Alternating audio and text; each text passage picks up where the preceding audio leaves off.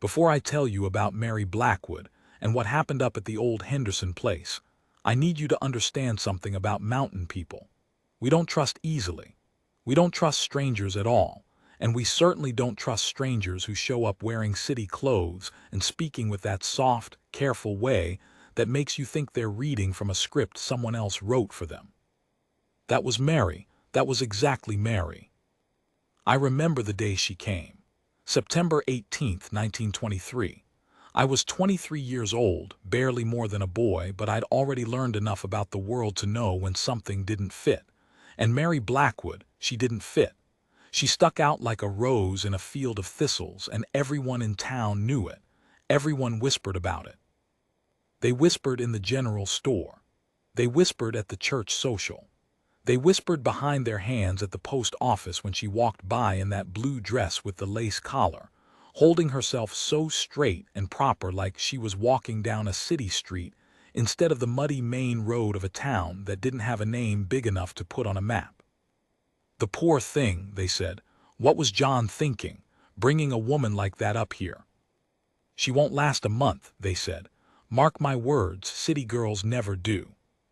Have you seen her hands? Soft as butter. She doesn't know the first thing about keeping house, let alone living on a mountain. And I listened. I listened to all of it. I even said some of it myself, though I'm ashamed to admit it now. I was young, and young people are cruel in that thoughtless way that feels like honesty but is really just laziness. I didn't want to understand Mary Blackwood.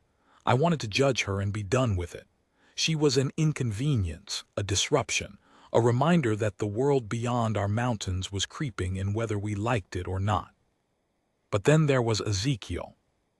Ezekiel had lived on that mountain for 40 years, alone except for his dogs and his horses and the wild things that crossed his path. He was a strange man, even by mountain standards. He talked to the trees. He knew the names of every bird that flew over. He could read tracks the way I read newspapers, could tell you what animal had passed, how fast it was going, and what was on its mind. The town thought he was touched in the head. I thought he was just old and lonely. But I was wrong about a lot of things back then, and Ezekiel was one of them. Ezekiel saw Mary differently. While the rest of us whispered and judged, Ezekiel just watched. And what he saw, what he noticed that the rest of us missed, that's what this story is really about. I remember the day John Henderson brought Mary home. I'd known John my whole life. We'd played in the creek together when we were boys, had hunted deer in the same woods, had sat through the same hot church services where the preacher's voice droned on like a sleepy bee. John was a good man, solid and dependable, the kind of man who didn't say much but meant every word he said. When word got out that John had gotten married in the city, we were all surprised. John had never shown much interest in women, at least not the ones around here. He was too busy working his land, fixing his fences, fighting the mountain for every inch of soil he could coax into producing something. Marriage seemed like a distraction, something that would take him away from the hard work of survival. But then he brought her home, and we understood even less. Mary stepped out of that wagon wearing a dress that cost more than most families in town made in a year. It was pale blue with a lace collar, and even though the road had covered it with dust, you could tell it was the kind of dress you saw in magazines, not in real life. Her hair was dark and pinned up in a complicated style that must have taken an hour to arrange. Her hands were smooth and white, untouched by hard work. I was at the general store when they passed through, buying flour and sugar for my mother. I saw Mary and John go by, and I watched Mary's face as she looked around at our little town. Her eyes were wide, taking in everything: the muddy street, the sagging buildings, the men in their work clothes and the women in their faded dresses. She looked like someone who'd accidentally wandered into the wrong story. "What do you think?" I asked, stepping out onto the porch of the general store. John grinned, that easy grin he'd had since we were boys. "I think I'm the luckiest man alive." Mary didn't smile. She looked at me with those pale eyes, and something in her expression made me uncomfortable. It wasn't coldness exactly. It was something else. Wariness, maybe, or fear. I couldn't tell then, but I learned later that she was just trying to figure out how to survive. The town talked about Mary for weeks. Every time someone saw her, there was something new to report. She couldn't cook. She burned the bread. She didn't know how to chop wood. She got lost trying to walk to the spring. She cried at night, and the sound carried across the valley. "The poor thing," my mother said, shaking her head. "John should have known better. A woman like that can't survive up here." But there were other whispers too, harsher ones. "She's lazy," some said. "She's not right in the head," others claimed. "She's using John. She'll take everything he has and leave him broken." I didn't know what to believe. I kept my distance mostly. I had my own work to do, my own life to live. But there was something about Mary that stayed with me, something that I couldn't quite put into words. Then one day, about a month after she arrived, I saw something that changed everything. I was up on the ridge above Henderson's place, hunting rabbit, when I heard someone singing. It was a soft, sad song, the kind of song that made you think of lost things in faraway places. I crept closer, and I saw Mary down in the clearing below, sitting on a stump with a book in her hands. She was reading aloud to the chickens. Not just reading, performing. Her voice rose and fell with the story, and she gestured with her hands like she was conjuring magic out of the air.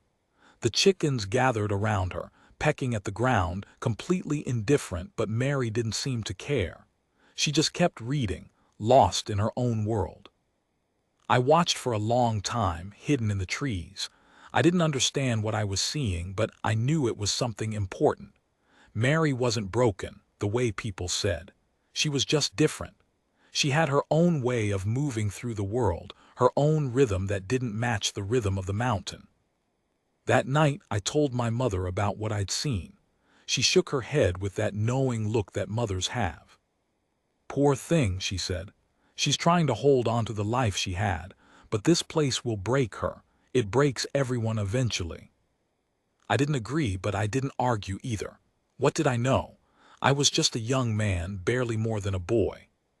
And I had my own struggles to worry about. But over the next few months, I started watching Mary more closely. I watched her struggle to keep the fire going.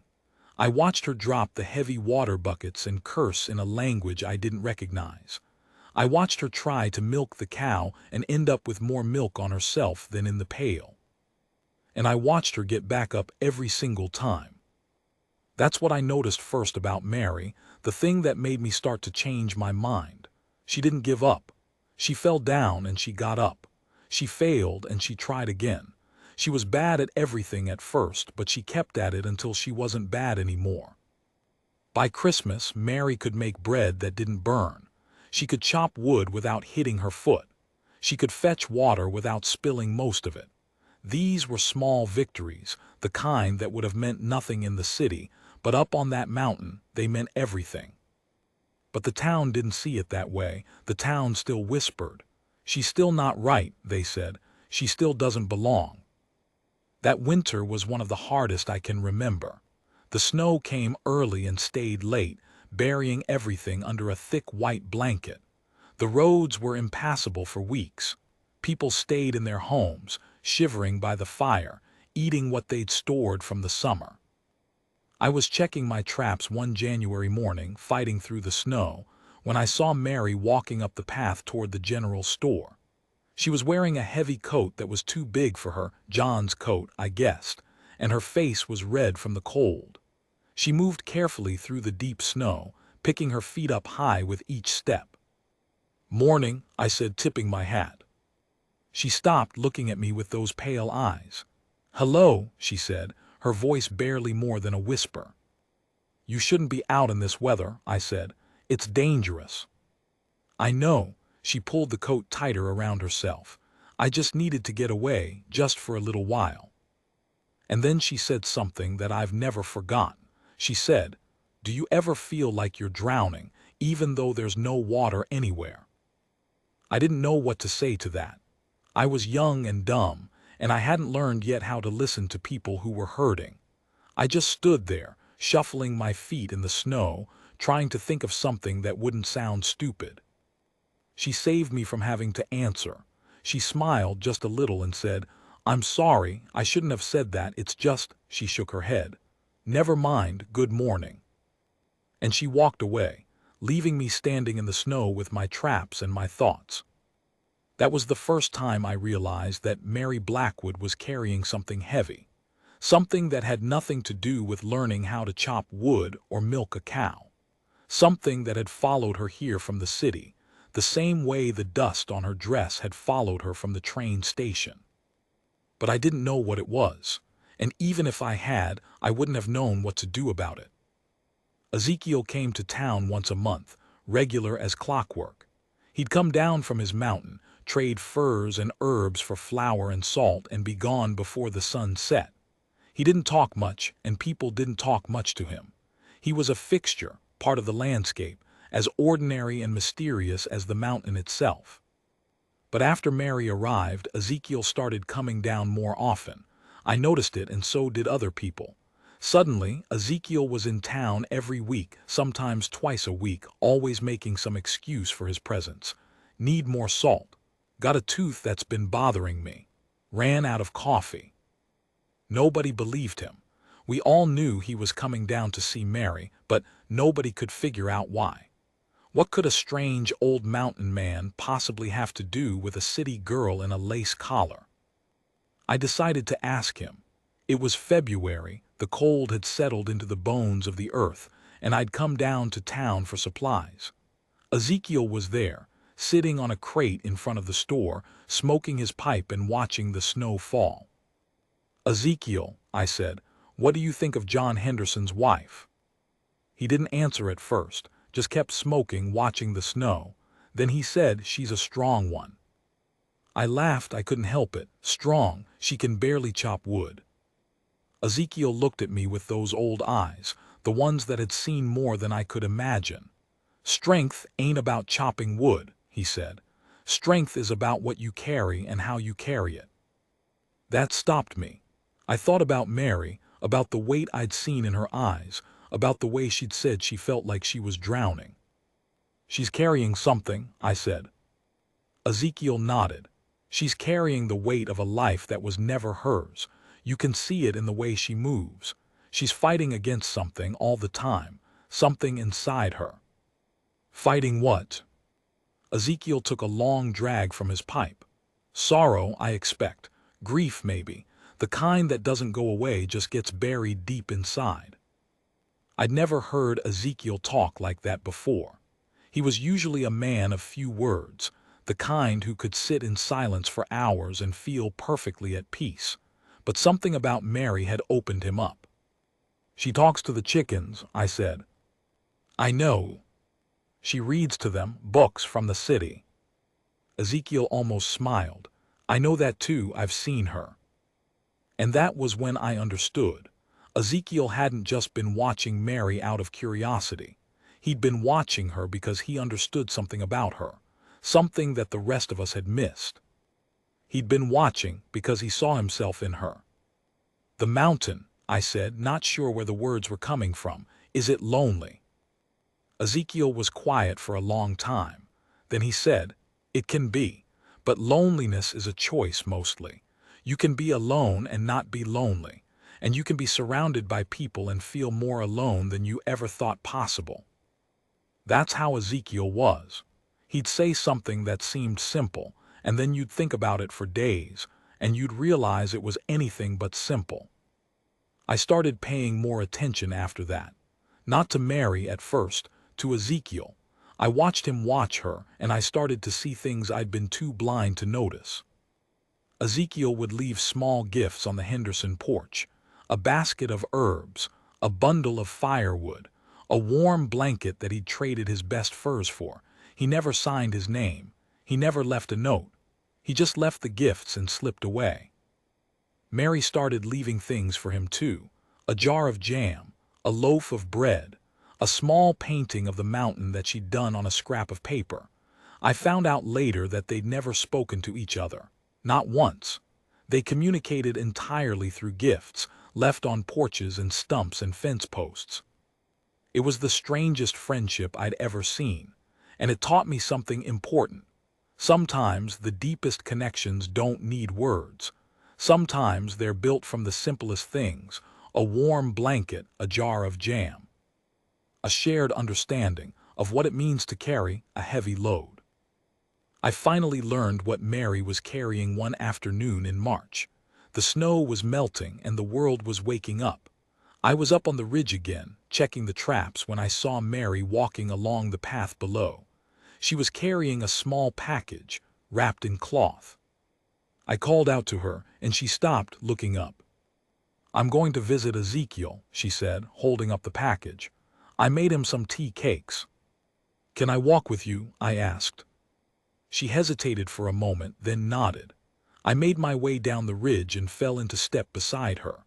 We walked in silence for a while, following the path that wound through the trees. "He's a strange man," I said finally.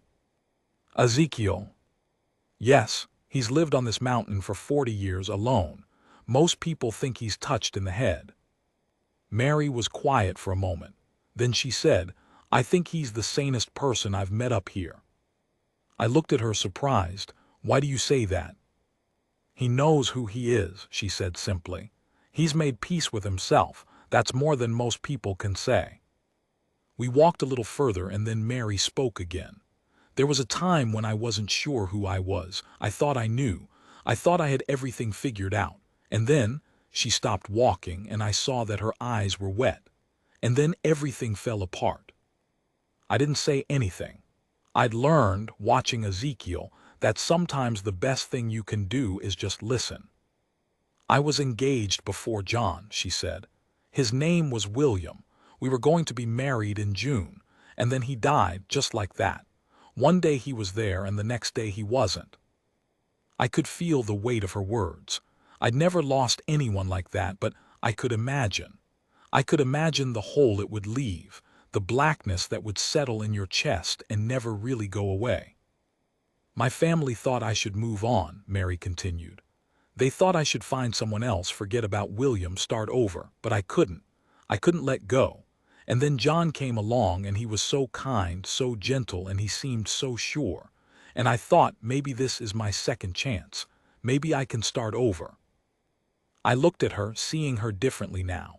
She wasn't just a city girl who'd come to the mountain because she was lost. She was a city girl who'd come to the mountain because she was running. Running from grief, running from memory, running from the life that had been stolen from her. "But it's not that simple, is it?" I asked. Mary shook her head. "It's never that simple. I thought if I just tried hard enough, if I just pretended hard enough, I could be happy. I could be the wife John deserves, but pretending doesn't make it real, and I can't pretend anymore." She looked at me, and I saw something in her eyes that I hadn't seen before. Not weakness, strength, the kind of strength Ezekiel had talked about. "I'm going to leave," she said. "After the harvest, when the road's clear, I'm going to go back to the city." "Does John know?" "I told him last week. He said he understood. He said he always knew. He said," she paused, wiping her eyes, "he said he just wanted me to be happy, even if that meant leaving." I didn't know what to say. I couldn't imagine what it would be like to be John in that moment. To have your wife tell you she was leaving you and to let her go anyway. It was the most generous thing I could imagine, and it was also the most painful. "Is that what you want?" I asked, "to leave?" Mary was quiet for a long time. Then she said, "I don't know anymore. I came here thinking I could start over, but the mountain has a way of making you face yourself. You can't run from who you are here. The mountain doesn't let you." She looked out at the valley, at the snow melting on the fields, at the first green shoots pushing through the earth. "Maybe I don't need to go back to the city," she said. "Maybe I just need to stop pretending I'm someone I'm not." We walked to Ezekiel's cabin in silence after that. When we got there, Ezekiel was waiting on the porch, smoking his pipe. He didn't say anything. He just nodded at Mary, and she nodded back. She handed him the package, and he took it. No words, just the exchange of a gift and the understanding that passed between them. I stood there, watching them, and I realized that I'd been wrong about so many things. I'd been wrong to judge Mary. I'd been wrong to see her as weak, and I'd been wrong to think that Ezekiel was just a crazy old man. They were both carrying heavy loads, and they'd found a way to share the weight, not by talking about it, but by simply being there for each other, by leaving gifts on porches and understanding in silence. I walked home that day with a lot on my mind, and I realized that I'd been carrying something of my own, a weight I hadn't even been aware of, the weight of my own judgments, my own pride, my own certainty that I understood everything. The mountain was teaching me, just like it was teaching Mary, and I was starting to understand that we were all just trying to survive, the best way we knew how. Spring came, and with it a change in Mary. It wasn't sudden, it was slow, like the melting of the snow. Little by little, I started to see a different person emerging, someone who didn't look so much like she was drowning anymore. She started making more trips up the mountain, not just to see Ezekiel, but to just be on the mountain. She'd walk for hours, exploring, learning. She started keeping a journal, writing down everything she saw, the birds, the trees, the flowers that grew in the hidden places. I found out from John that she'd started painting again, not just small pictures on scrap paper, but real paintings. She'd go up to the ridge with her supplies and paint the valley, the mountains, the sky. The paintings were beautiful, full of the colors of the earth and the light of the sun. In May, Mary started coming into town regularly. She'd help at the school, reading to the children from her books. She'd help at the church, arranging flowers for the Sunday service. She started a garden, and to everyone's surprise, it grew. The tomatoes, the beans, the squash, they all flourished under her care. The whispering stopped. Slowly, almost imperceptibly, the town started to accept her. It wasn't a dramatic transformation. It was just that people saw her working, saw her helping, saw her trying, and they started to see what Ezekiel had seen all along. She was strong. Not the way the mountain men were strong, not with muscle and endurance and ability to endure the cold, but strong in her own way, strong in her determination to survive, to build a life, to find a way to be happy. I started seeing her differently too. I'd been so focused on what she lacked, on what she couldn't do, that I'd missed everything she was. The kindness in her eyes, the way she listened when people talked, the way she made the children laugh with her stories.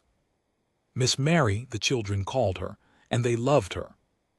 In June, Ezekiel left his cabin for the last time. He'd been gone for 2 days before anyone noticed. When I found him, he was lying in his bed, his pipe still warm in his hand. He'd gone in his sleep, peaceful and quiet, just the way he'd lived. We buried him up on the mountain, where he could see the valley he'd loved for so long.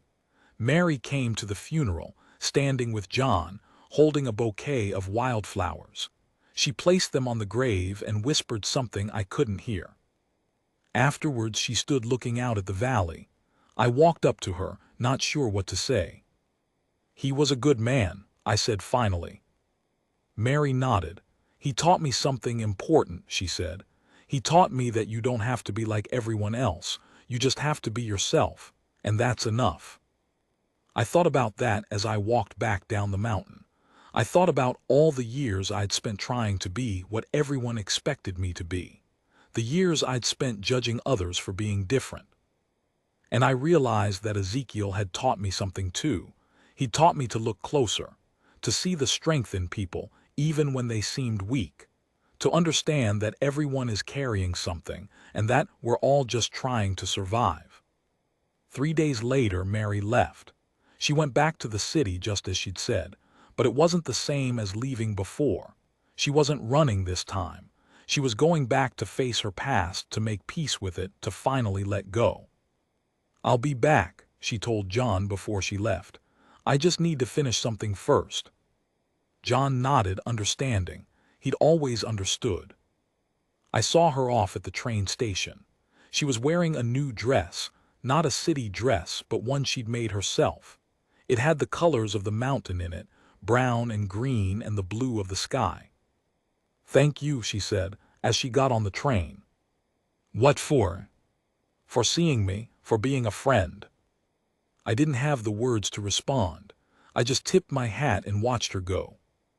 She was back in September just as the leaves were starting to turn, and something was different about her. She moved differently, spoke differently. The weight I'd seen in her eyes was gone.